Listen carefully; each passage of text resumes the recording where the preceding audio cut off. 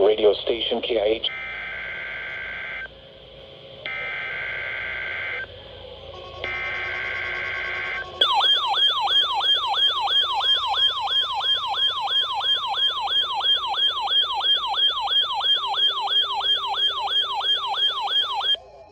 Required weekly test.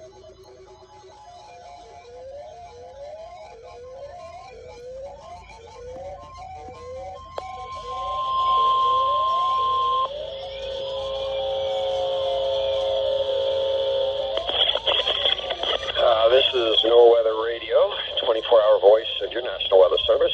Preceding signal was a test of the public warning and alarm for transmitters in Florida listening area originating from Especially the warning signals can vary at any given location. message. Canoling counties And you are using them. are scheduled, conducted Wednesday between 11 and a.m. and noon, and potentially again between 6 p.m. and 8, less severe weather threats. The test is done. For station KIH 26 in. The current time is Seminole.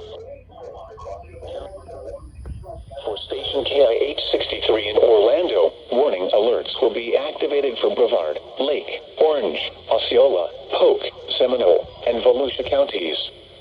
For station WXJ6.